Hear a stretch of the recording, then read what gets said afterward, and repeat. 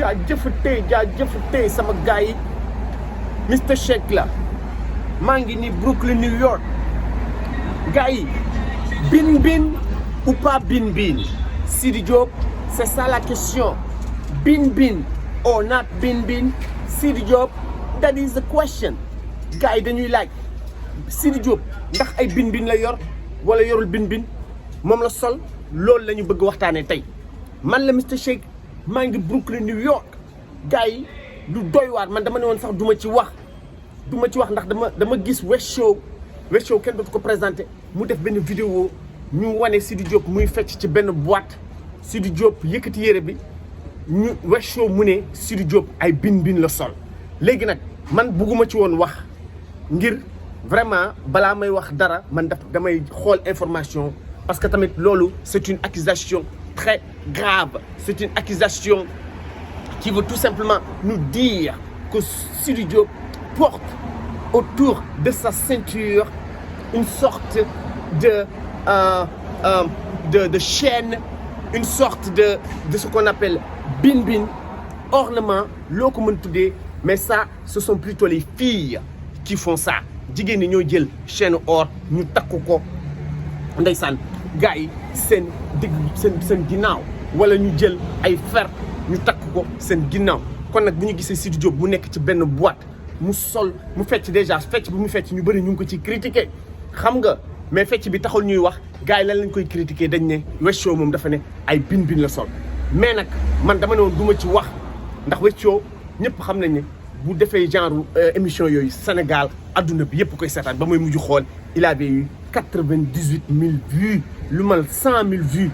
man nag dama ne woon sax Sidi Diop xam naa du ci tontu parce que vraiment bu ñu waxante dëgg West Show rek laa gis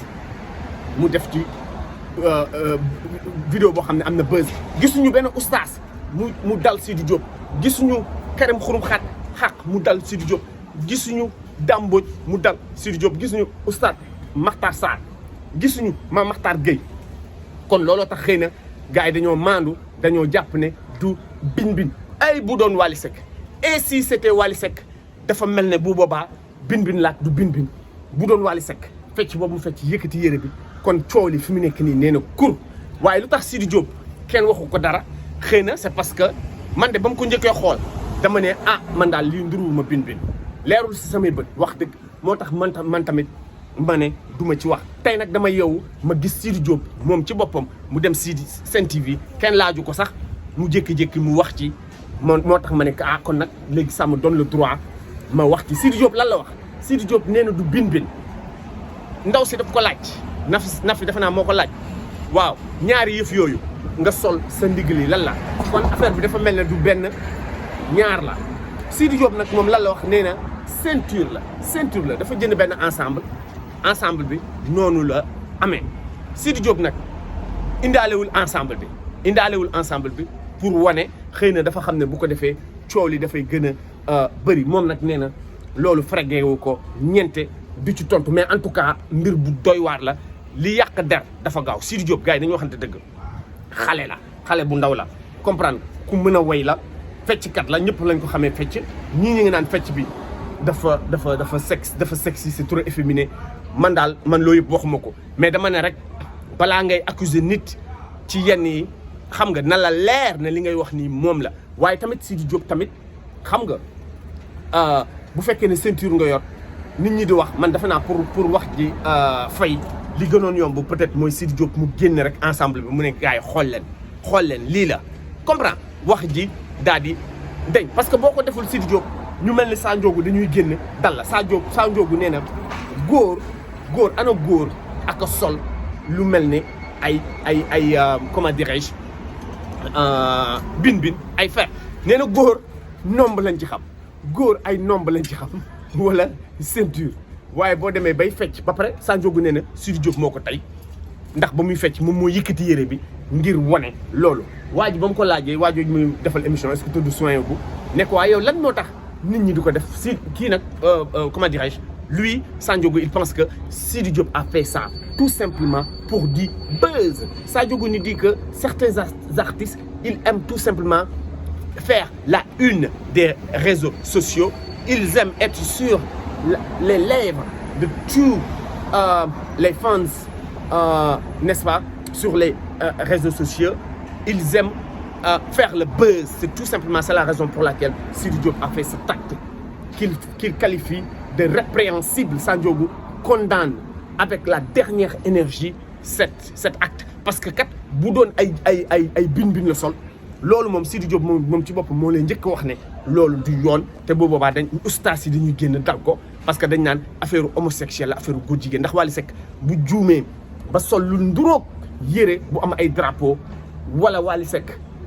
sol yére bu transparent nit ñi commencé ko dal mais temps yi dañoo gis ne Wally Seck vraiment tekk tekkaaral jéemul def dara mais wax ji Wally Seck waxu ci dégguma Faramaane wax ci xam nga parce que léegi Wally Seck et Sidi Diop ils ont fait la paix ñun li ñuy wax rek mooy Sidi Diop boo bëggee wax ji fay génneel ensemble bi am na nu muy demee sax bu la neexee doo ko génnee nga ne vraiment li ngeen yaakaar du ma man de wax dëgg billaahi wallaahi taalaahi li ma gis du ma ne ay bin la wax dëgg xool naa ubbi naa sama bët xool naa xaw ma lan laa gis loolu kon nag du ma fi nekk di wax nit parce que accusation boobu tamit dafa grave parce que góoru yàlla Sidi Diop góoru yàlla lañ ko xamee gis nañ ko mu ànd ak ñi naan yaa oo gelam laak du gelam comprendre nga jantal booy vraiment mosuñu ko gis mu sol yére boo xam ne dafay nduru jigéen mosuñu ko gis mu def yére jigéen fecc nag fecc la comprendre nga xëy na loolu tax ustaas yi waxuñu dara waaye Sidi ñun li ñu koy wax rek il faut faire très attention du Sidi rek ñoom ñëpp muy artiste góor muy artiste jigéen li ñuy wax Sidi Diop il faut faire très attention ndax beneen yoon boo defee leneen lu xaw a nduróol lii bu boobaa damay ragal ne ustaas yi dinañ génn ñëpp dinañ génn dal sa kaw te loolu day yàq sa carrière Sidi Diop ni ñu xam Sidi Diop ñun li ñu la xamee mooy un jeune talentueux vraiment nga nekk ci label boo xam ne gis naa Wes Show di leen dal naan label bi dangay waaru ñoom ñëpp yëpp jigéen la ñuy def vraiment du ma wax loolu dama naan rek gars yi nañu gën a def attention ni ñuy solo affaire yooyu Matar Subatel vraiment guerrier la parce que tamit entrepreneur Sénégal gis nañ lu mu méttee kenn liggéeyu comprendre ko kon boo jëlee ay jeunes Matar Subatel nga jël jeune bu mel ne Bass Thioung jël Subatel jël beneen booy bi sax fat naa nu mu tëdd comprendre nga jël leen encadré leen vraiment c'est un geste à saluer bon Wes Show nee na label boobu label bi dafa trash xam nga bon kooku youtubeur la lu ko neex lay wax xam nga man dal na fi sama xarit Griff Sougou parce que Griff Sougou dafa génnoon di sànni xaalis def ay affaire yu mel noonu woo naa Griff Sougou jël na kiyam sama téléphone am dugg sama live expliqué ne li tax mu doon sànni xaalis bi parce que dañ ko bëggoon agressé comprendre moo tax mu sànni xaalis kon lépp lu ne teel lépp lu gis rek am na man nag du ma wax ne Griff Sougou moo am raison du ma wax ne Wes Show moo am raison fii tamit même chose Sidi Diop bu mënoon man xam naa ne bon Sidi su ma neexoon léegi tàllal ko sama micro parce que vraiment présenté nañ ma ko te man ni ma ko gisee waaju booy bu am jom la du jàpp mer man nag kon li may digal Sidi Diop mooy bu mënee jël téléphone am mu woo Wes Show mu wax ak Wes Show parce que Wes Show liggéeyam lay def te Wes Show tamit xam naa ne gentleman la Sidi man loolu laa lay digal woowal Wes Show yow nit ku baax nga doo jàpp mer dañ lay critiquer man de musuma la gis foo tontoo man am na ay temps dama la daan dal lu ne ma koy saboté xam nga lu ne ma koy wax gars yi sax nee na Wally Seck laa faral mais Sidi Diop musuma tontu au contraire boo ko woowee waxtaan ak moom da ngay gis ne gentleman la du jàpp mer day baale xam nga ñoom Ketchup ñoom ñëpp vraiment lii mooy Sénégal mais nag Wes Show bu leen ko meree day def liggéeyam kon Sidi lu ma mën a wax rek mooy boo mënee woo Wes Show nga wax ak moom nga expliquer ko comme ça Wes Show moom it dina génn mu defaat beneen vidéo mu ne li ñu yaakaaroon ne lii la du loolu man daal loolu laa gis gars yi like leen partagé leen abonné leen Mister Shake la maa ngi hésité bu ci kanamee dinaa leen defal live bu gàtt comme tey le dimanche nit ñi dañuy liggéey jaajëf merci